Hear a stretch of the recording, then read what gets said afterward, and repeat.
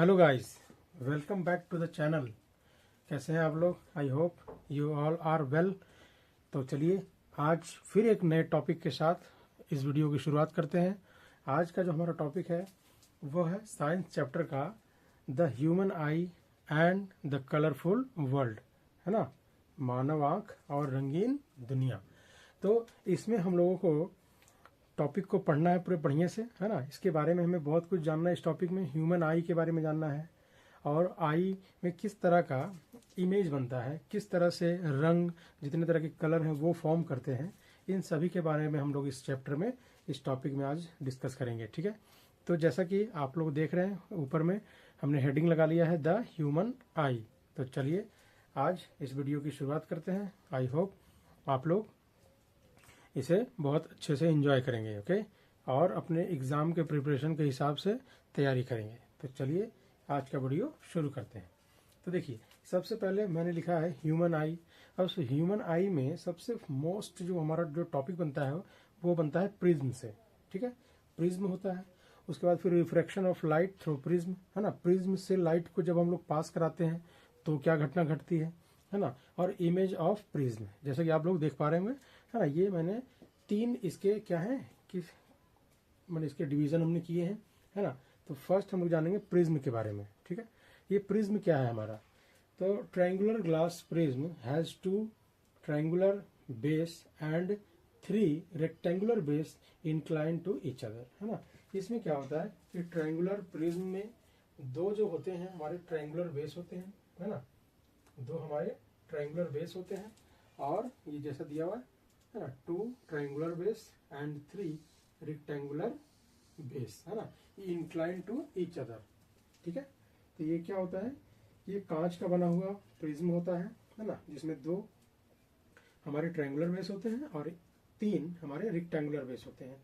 ठीक है, उसका दूसरा पॉइंट जो हमारा है द एंगल बिटवीन इट्स 2, है ना, lateral faced is called angle of prism. ये जो 2 जो हमारा फेस बनता है लेटरल, जो एक दूसरे पर जो इंक्लाइंड होते हैं इस तरह से, है ना, इस तरह का जो हम लोग को इंक्लाइंड जो इस तरह का रहता है, ये वाला एक दूसरे पे जो क्या है झुके हुए रहते हैं, इसके बीच में जो हमारा ये बनता है, ये बनता है एंगल ऑफ प्रिज्म, है ना। इसको ए बोलते हैं, एंगल ऑफ प्रिज्म। ओके, तो इस तरह से हमारा क्या बनता है, प्रिज्म का हमारा ये इमेज बनता है। ठीक है, तो उसके बाद फिर हम लोग पढ़ते हैं refraction of light through prism, है ना। जब इमेज जब बनना होता है तो अगर कई तरह के रंगों को हम लोग जैसे देखते हैं, हम लोग अपने 9th क्लास में भी देखे होंगे, 8th क्लास में भी देखे होंगे, जब प्रिज्म की बात आती है तो इसमें क्या होता है कि एक प्रिज्म के थ्रू अगर किसी भी व्हाइट रे को पास करते हैं तो तरह तरह के हमें कलर का डेविएशन देखने को मिलता है ना। तो उसी में कुछ कुछ नोटेशन हम लोग याद रखेंगे। आई का मतलब होता है एंगल ऑफ इंसिडेंट, यानी जो उसमें हम लोग जो व्हाइट रे को जो हम लोग पास करवाते हैं, व्हाइट लाइट को, तो उसे हम लोग कहते हैं एंगल ऑफ इंसिडेंट। ठीक है, उसके बाद फिर होता है आर, एंगल ऑफ रिफ्रैक्शन, यानी जिस एंगल से लाइट जो है सो वो बाहर निकल जाएगी। ठीक है, उसको बोलते हैं एंगल ऑफ रिफ्रैक्शन।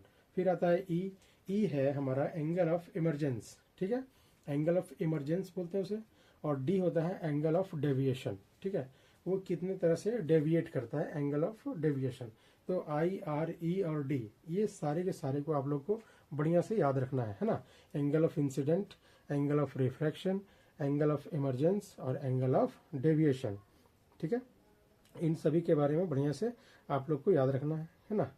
और उसके बाद फिर आता है हमारा इमेज ऑफ प्रिज्म, है ना। इमेज प्रिज्म का जो बनता है उसमें क्या क्या होता है। ठीक है, तो जैसा कि हम लोग देख पा रहे हैं कि हमारा जो यहाँ जो प्रिज्म जो बन रहा है इसमें आई भी है, आर भी है, ई भी है और डी भी है। ये सारे के सारे इसमें दिखाए जा रहे हैं, जैसा कि आप लोग देख पा रहे हैं इमेज को।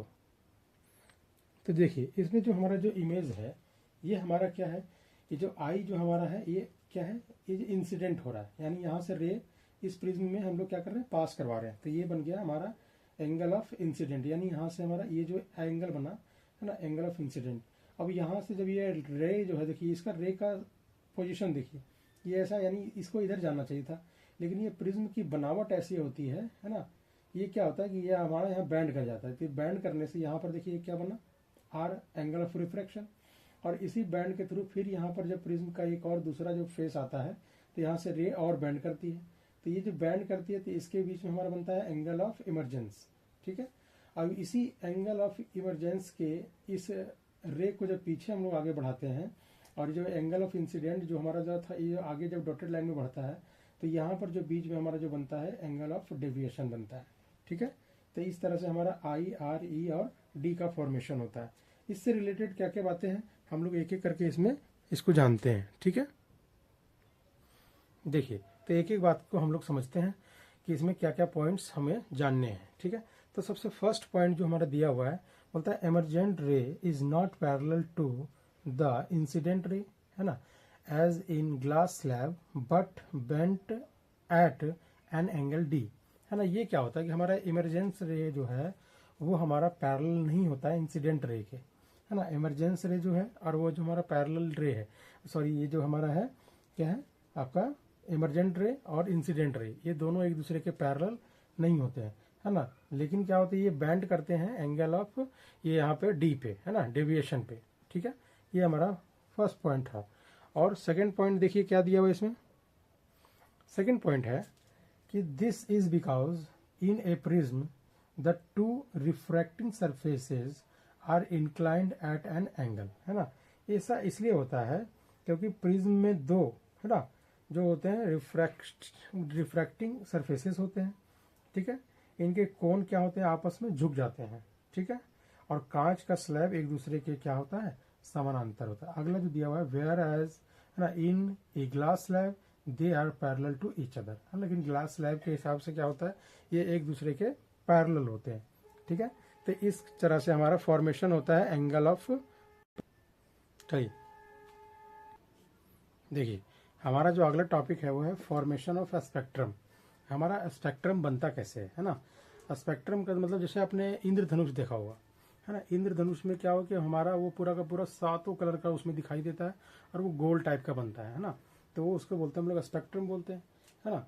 तो ये कैसे हम लोग का फॉर्मेशन कैसे होता है, तो देखिए इसमें टॉपिक दिया, फर्स्ट पॉइंट दिया हुआ है the band of colour components of light is called spectrum, है ना। यानी प्रकाश के रंग जितने तरह के होते हैं वो बैंड जो करते हैं इसी को हमें कहते हैं स्पेक्ट्रम, जिसे हम लोग शॉर्टकट में बोलते हैं विबजियोर, VIBGYOR, विबजियोर बोलते हैं हम लोग।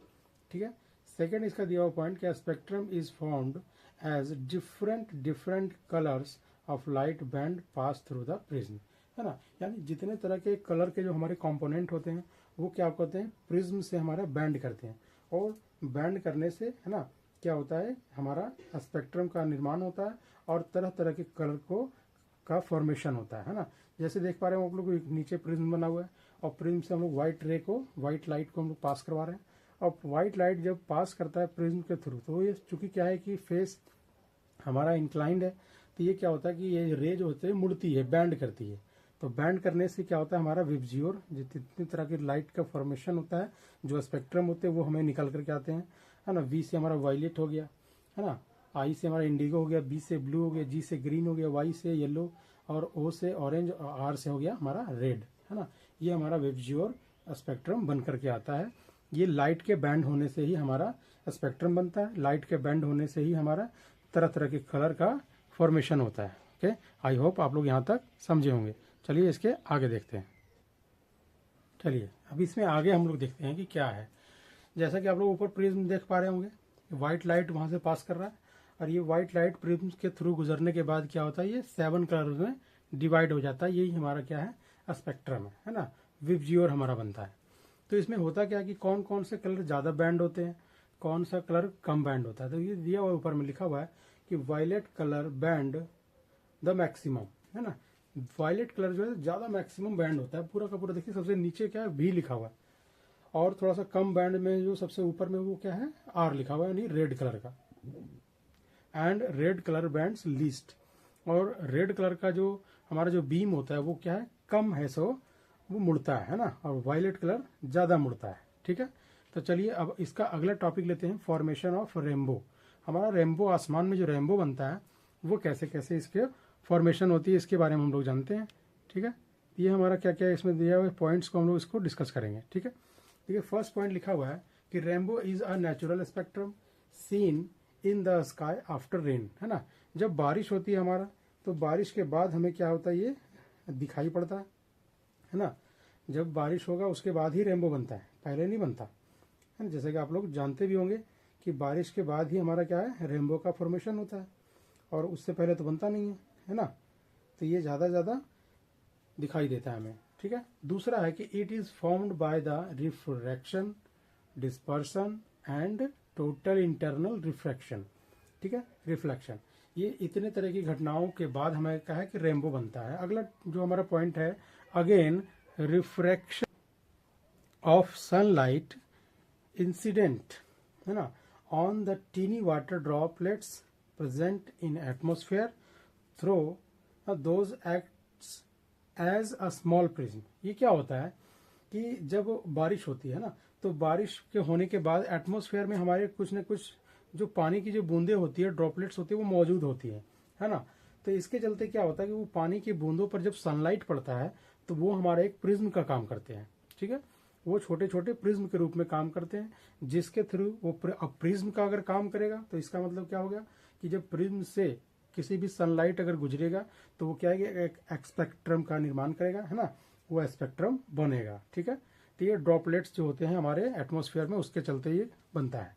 अगला दे रहा है कि rainbow is always formed in a direction, है ना, अपोजिट टू द सन। जब जो भी होगा, है ना, इंद्रधनुष जो हमारा जो बनता है रेनबो, ये हमेशा सूर्य के विपरीत दिशा में, अपोजिट डायरेक्शन में बनता है। इस बात को आपको हमेशा याद रखना है, ठीक है। चलिए, इधर 2 पॉइंट मैंने इधर ऊपर में लिखे कि Isaac Newton was the first to use a glass prism to obtain a spectrum, है ना। न्यूटन जो थे हमारे, उन्होंने सबसे पहला स्पेक्ट्रम ये जो बनाया था वो ग्लास प्रिज्म का इस्तेमाल किया था, और उन्होंने ही सबसे पहले बताया कि इस ग्लास प्रिज्म को इस तरह का शेप में अगर काटा जाए तो काटने के बाद इससे अगर जो कोई व्हाइट लाइट को अगर पास कराएंगे इसके थ्रू, तो ये हमारा 7 कलर्स में डिवाइड होकर के हमें एक स्पेक्ट्रम देगा, विवजियोर देगा, ठीक है। He gave the idea that sunlight is made up of 7 colours. उन्होंने ये आइडिया दिया, इससे ये मालूम चला कि जो सनलाइट जो हमारा जो आता है हमारे पास, जो हमारे अर्थ पे जो सन का जो लाइट पड़ता है, उन्होंने इस बात को प्रूफ किया कि ये जो हमारा सनलाइट है ये 7 कलर्स से बना हुआ है, ठीक है। और दूसरा देखिए हमारा टॉपिक है रिकॉम्बिनेशन ऑफ स्पेक्ट्रम, है ना, यानी दोबारा हमारा क्या है कि कॉम्बिनेशन करना है स्पेक्ट्रम का। यानी जो हमारा स्पेक्ट्रम बना है व्हाइट लाइट से, क्या वो दोबारा व्हाइट लाइट हमें फिर से मिल सकता है क्या? तो बिल्कुल मिल सकता है ना। इसके लिए क्या है कि 2 प्रिज्म को, एक को सीधा और दूसरे को दूसरे एंगल में उल्टा करके रख देना है, ठीक है। तो इससे हमारा क्या होगा कि एक प्रिज्म से हमारा 7 कलर का फॉर्मेशन होगा, और उसी 7 कलर्स के सामने दूसरे प्रिज्म को उल्टा करके अगर रख दिया जाए तो फिर वो 7 कलर्स एक बन करके वो फिर हमें स्क्रीन पे व्हाइट कलर का जो व्हाइट लाइट होता है वो हमें फिर दोबारा मिल जाएगा। यानी ये एक तरफ से अगर सनलाइट को पास कराएं तो दूसरे प्रिज्म से होकर के गुजरने के बाद फिर हमें दोबारा सनलाइट ही मिलेगा, ठीक है।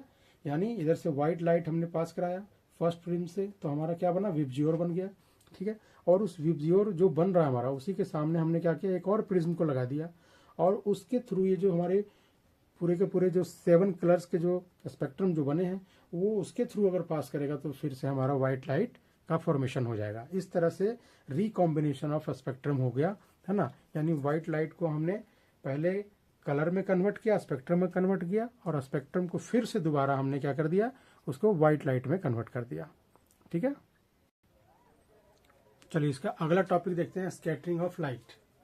जैसे कि आप लोग देख पा रहे हैं, सबसे ऊपर में मैंने हेडिंग लगाया है स्कैटरिंग ऑफ लाइट।